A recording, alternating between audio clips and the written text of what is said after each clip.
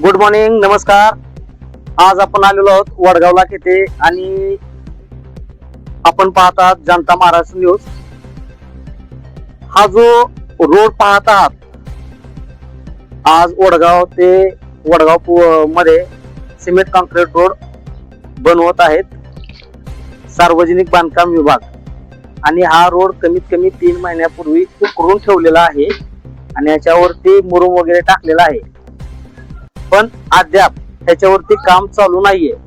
पण प्रॉब्लेम असं झालेला आहे, नागरिकांच्या तक्रारीनुसार, नागरिकांच्या म्हणण्यानुसार हा रोड जो आहे, हा रोड लातूर रोड तो नळदुर्ग रोड हा जोडला जातो आणि इथून रहदारी भरपूर प्रमाणामध्ये आहे. या रहदारीमुळे काय होतंय, हा रोड जो उकरून ठेवलेला आहे त्याच्यामुळे धुळीचे वातावरण भरपूर प्रमाणामध्ये नागरिकांना त्रास होत आहेत.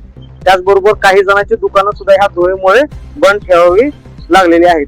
तर आज आपण पाहणार आहोत की इथलं नेमकं प्रॉब्लेम काय आहे नागरिकांचा, कशा प्रकारे यांच्या अन्नामध्ये, पाण्यामध्ये धूळ जात आहे, यांच्या घरामध्ये धूळ जात आहे.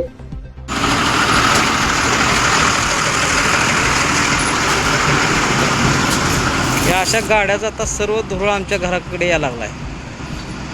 बा किती धूळ आहे.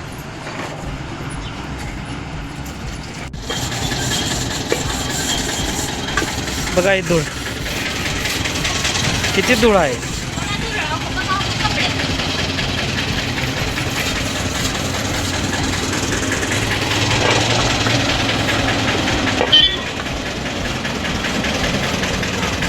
आपण बघू शकता धुळा किती आहे.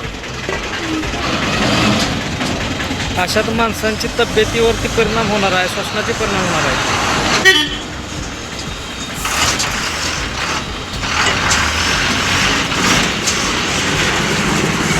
आपण बघू शकता किती धूळ आहे.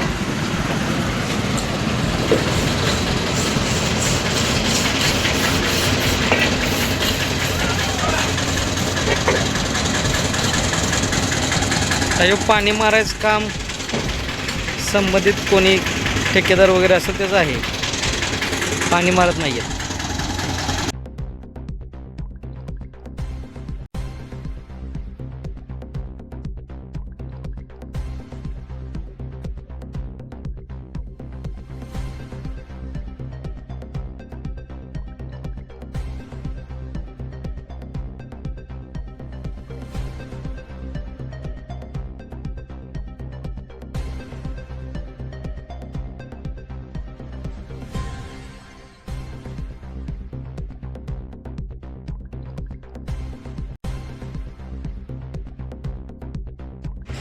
हे पाहू शकता, घरामध्ये, कपड्यावरती, बॅगांवरती किती धूळ साठलेली आहे.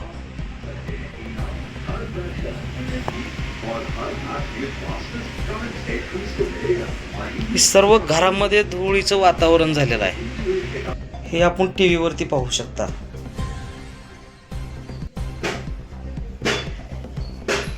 हे रोड लगतच आमचं घर आहे आणि बघू शकता सकाळीच एवढी धूळ आहे.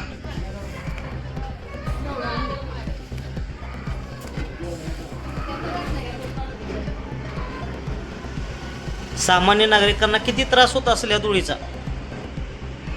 हे विलास चंदन शिवे यांचे दुकान आहे. तर आपण पाहू शकता ह्या दुकानामध्ये त्यांचं स्टेशनरीचं दुकान असून हे त्यांच्या काउंटरवरती वगैरे धुळी पाहू शकता आणि रोडला लागूनच यांचं दुकान आहे. हा रोड आहे वडगावलाचा आणि ह्या रोडला लागूनच यांचं दुकान आहे. हे आपण पाहू शकता ही धूळ.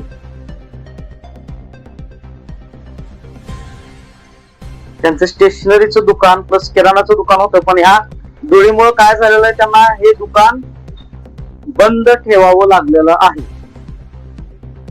माणसाच्या पोटा पाण्याचा प्रश्न असतो, रोजीरोटीचा प्रश्न असतो, हे तुम्ही पाहू शकता.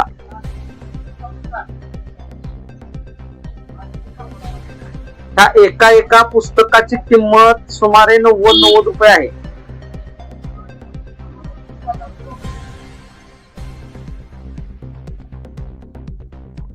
हे पाहू शकता, हे 140 रुपयाचं पुस्तक. अशा प्रकारे नागरिकांना त्रास होत आहे. आणि तरी पण बांधकाम विभाग असेल, संबंधित ठेकेदार असतील, यांनी कमीत कमी दिवसातून 2 वेळे तर ह्या रस्त्यावरती पाणी मारावे ही नागरिकांकडून अपेक्षा व्यक्त केली जात आहे.